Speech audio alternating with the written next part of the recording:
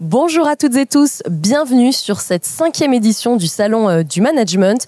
Je vais vous accompagner en live tout au long de la journée avec mes 15 invités. Et pour commencer, Vanessa Robert, DRH de l'APEC, association professionnelle pour les cadres. Bonjour. Bonjour Léa.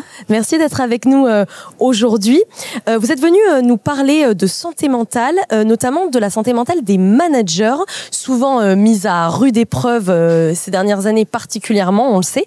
Alors d'abord, peut-être dresser un bilan, un état des lieux de la situation en 2025, qui plus est l'année de la grande cause nationale autour de la santé mentale. Oui, effectivement, c'est l'année de la grande cause, mais c'est finalement un sujet dont on parle de plus en plus depuis quelques temps.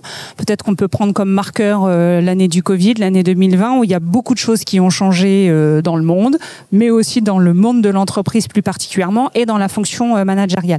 Il y a beaucoup de tabous qui se sont brisés autour de la question de la santé mentale. La question de la santé est un sujet dont on parlait déjà dans l'entreprise depuis un moment. L'entreprise a une obligation de moyens renforcés sur maintenir la santé physique et mentale de ses collaborateurs. Pour donner quelques chiffres, en 2023, la première cause de consultation auprès de la médecine du travail, c'était les troubles psychiques. Un cadre sur deux, un peu plus d'un cadre sur deux, se dit souffrir, ou en tout cas a le sentiment d'être en stress intense, d'être en épuisement professionnel. Et quand on zoome sur les managers, quand on pose la même question aux managers, on monte à plus 60%. C'est énorme. Ça veut dire que le sujet est là et qu'il faut impérativement qu'on puisse s'en emparer. Et ça devient aussi une question d'entreprise. Et où est-ce qu'on en est 5 ans après cette libération de la parole ? Parce que parler, c'est une chose, agir, ça en est une autre. Ouais. Concrètement, justement, où est-ce qu'on en est en entreprise ? Quelles actions sont déployées et comment les managers se saisissent concrètement de ce sujet? Ouais.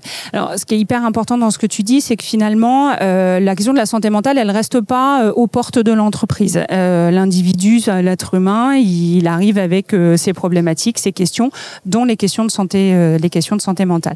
Donc, c'est un sujet qui existe et que les entreprises prennent en charge aujourd'hui, prennent de plus en plus en charge. Je pense qu'on n'est pas forcément tous au même niveau sur cette question-là. À l'APEC, en tout cas, on considère qu'il faut une approche holistique finalement de l'être humain. Ça passe par la pratique managériale. Ça passe par ce que font les managers vis-à-vis de leur équipe, et ça passe aussi par la préservation de leur propre santé mentale.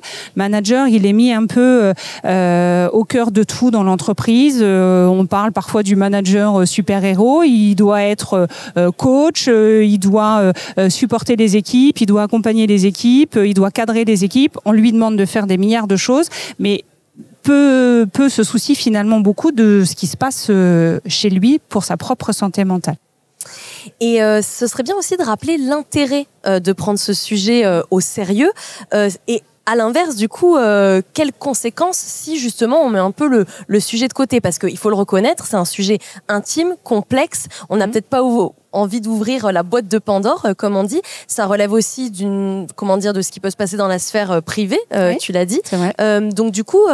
Pourquoi, malgré tout, prendre le sujet au sérieux ? Alors, en fait, ce que l'on sait sur la question de la santé mentale, c'est que ça relève de grands facteurs. Il y a des facteurs individuels, tu l'as mentionné, quand on parle de la sphère privée, il y a des facteurs qui sont propres à chaque individu. Mais il y a d'autres facteurs qui jouent sur la santé mentale, alors de n'importe qui, là je suis plus large que les managers, mais on a des facteurs socio-économiques et on a des facteurs sociétaux. Quand on regarde les facteurs socio-économiques, c'est là que va se placer un peu plus l'action de l'entreprise finalement, au travers de la qualité de l'emploi, de la qualité du contexte professionnel dans lequel on met les collaborateurs. Le fait d'avoir un emploi, ne serait-ce que le fait d'avoir un emploi, sont des facteurs qui jouent.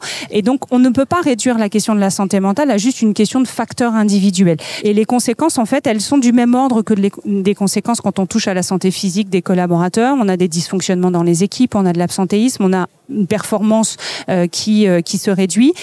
Et il y a aussi un impact plus global auprès des autres, et c'est peut-être ce qui peut un peu différencier la santé physique de la santé mentale, c'est que finalement, quand on a un dysfonctionnement dans une équipe, qui soit individuel ou collectif, ça retentit sur les autres collaborateurs et on rentre un peu dans une spirale qui n'est pas positive. Négatif. Donc on a vraiment cet enjeu-là de le prendre en compte, de l'accompagner, même si on ne peut pas résoudre toutes les problématiques, puisqu'il y a malgré tout des choses qui ne relèvent pas de l'entreprise.